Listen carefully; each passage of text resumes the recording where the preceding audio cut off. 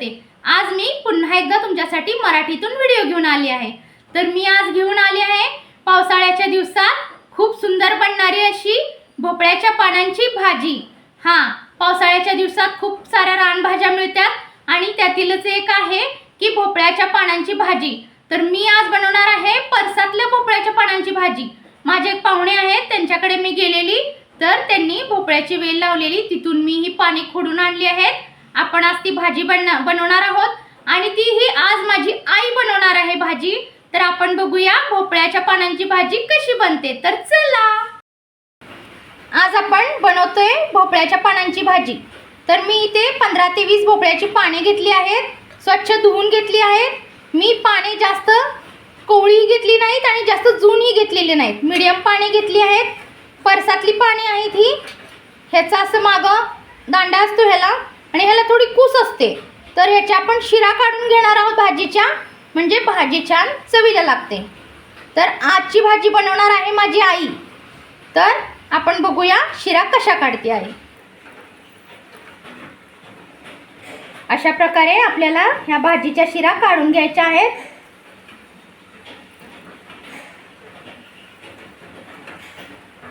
खूप पौष्टिक असते आणि औषधी असतात भोपळ्याची पाने आणि भाजी खूप सुंदर होते चवीला।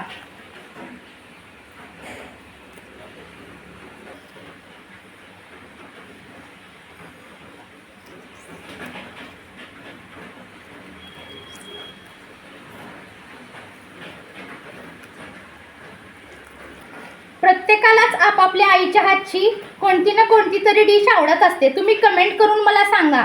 मला तर माझ्या आईच्या हातची भोपळ्याच्या पानांची भाजी, भरलेली वांगी, अशा खूप साऱ्या रेसिपीज खूप आवडतात। खूप छान बनवते ती। भाजीसाठी लागणारं साहित्य बघतोय आता आपण। तर मी तुरीची डाळ घेतली आहे, थोडी भिजवलेली आहे ही थोड्या वेळापूर्वी, एक अर्धा तास झाला।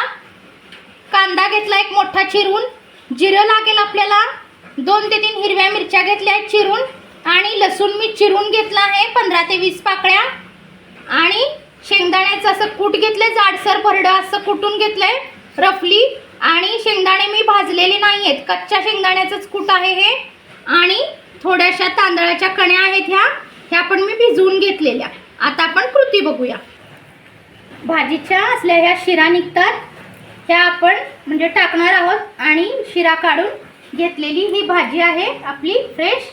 आता आपण ह्याला बारीक चिरून घेणार आहोत। अशा प्रकारे बारीक आपल्याला भाजी चिरून घ्यायची आहे।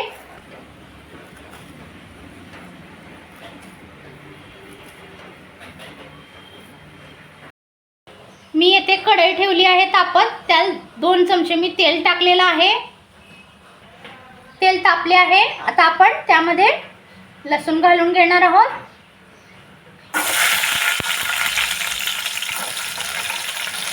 लसूण थोडं आपण भाजून घेणार आहोत।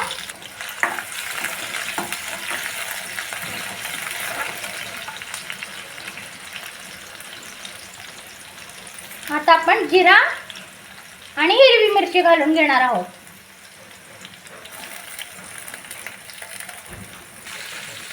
आता कांदा घालून घेणार आहोत आपण आणि ह्याला पण भाजून घेणार आहोत।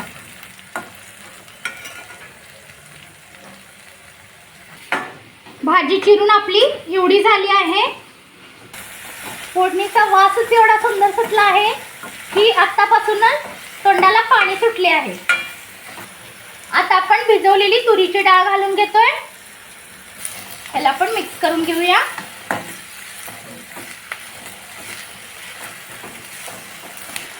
आता हे भरडं शेंगदाण्याचं कूट घालून घेणार आहोत आणि ह्याला पण भाजून घेणार आहोत।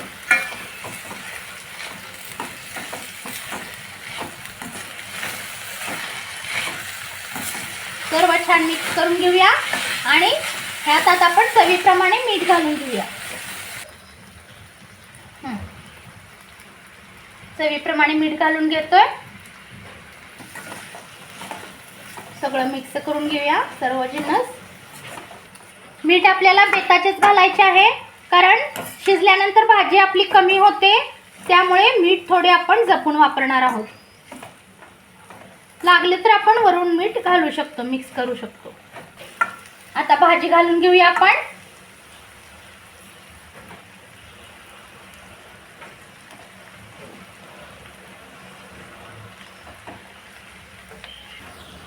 आता आपल्याला जी भाजी कढई भरून दिसत आहे ती थोड्या वेळाने तुम्हाला दाखवणार आहे. बघा केवढी होते ती. आता आपण कण्या घालून घेणार आहोत.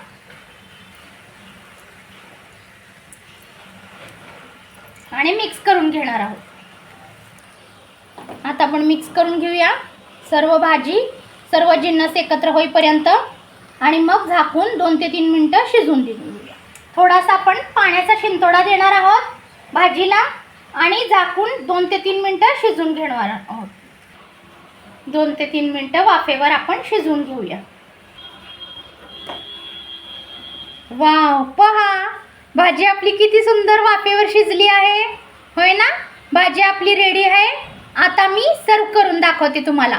गरम गरम भाकरी सोबत खूप छान लागते भाजी. पहा किती सुंदर भोपळ्याची भाजी आणि गरमागरम ज्वारीची भाकरी. ह्याचं कॉम्बिनेशन खूपच सुंदर लागतं. तुम्ही पण असेच भाजी बनवा आणि मला कमेंट करून सांगा की तुम्ही कशा प्रकारे बनवता आणि मी बनवलेली भाजी कशी झालेली ते सुद्धा तुम्ही कमेंट करून सांगा. आणि अशीच भाजी बनवा आणि माझा चॅनल अनिसा का जायका ह्याला जास्तीत जास्त लाईक, शेअर आणि सबस्क्राईब करा.